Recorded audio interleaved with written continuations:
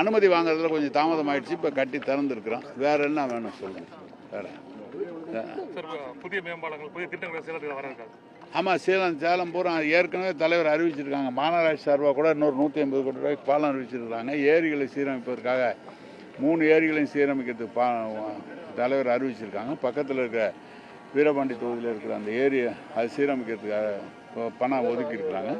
அதுக்காக திட்டங்கள் தீட்டப்பட்டிருக்கு. வேற என்ன கேட்கணும்னா சொல்லணும். குடிதண்ணீர் பூரா கொடுத்துட்டோம். ரூரல் ஏரியாவுக்கு பூரா குடிதண்ணீர் கொடுத்துட்டோம். அர்பனில் ஏரியாவில் ஏற்கனவே குடிதண்ணீர் வந்துட்டு இருக்கு. எல்லா இடத்துலையும் 24/7 7ல் ஒரு பரிச்சாத்தமாக அதையும் எடுத்துக்கிறதுக்காக கொடுத்துட்டு இருக்கிறோம். அதான்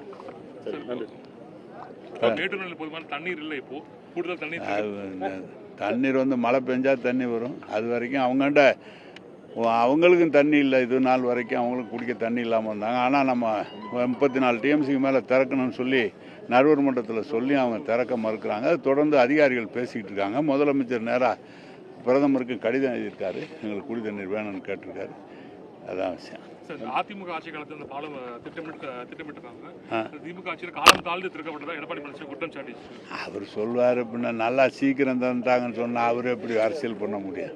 2018 வந்து ஆரம்பித்தாங்க. அவங்க நம்ம ரயில்வேல உங்களுக்கு தெரியும் ரயில்வேல எவ்வளோ தாமதமாகுன்னு. முடிச்சோமா இல்லையா? அவங்க அனுப்பிச்சு நம்ம விட்டுட்டோமா? முடிச்சு கொடுத்துருக்கோம்ல. எம்பி பதில் கொடுத்துட்டோம். சரி, தமிழக சட்டம் ஒழுங்கு தொடர்ந்து சீரழிஞ்சு கொலைகள் நடந்துட்டு இருக்கிறதா குற்றச்சாட்டு இருக்கு. அது நாங்கள் சொன்னால் நல்லா இருக்காது. நாங்கள் சொல்லக்கூடாது, தலைவர் சொல்லணும். ஆனால் அவங்க ஆட்சியில் இருக்கிறதோட நல்ல முறையில் சட்டம் ஒழுங்கு பராமரிச்சுட்டு வராங்க.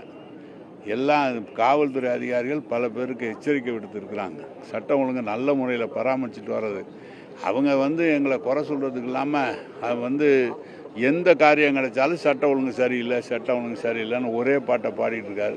அவர் காலத்தில் நடந்தால் திருப்பி லாவணி பாடுறது மாதிரி இருக்கும். அவங்க காலத்தில் எவ்வளோ நடந்தது என்னான்னு சொன்னால்.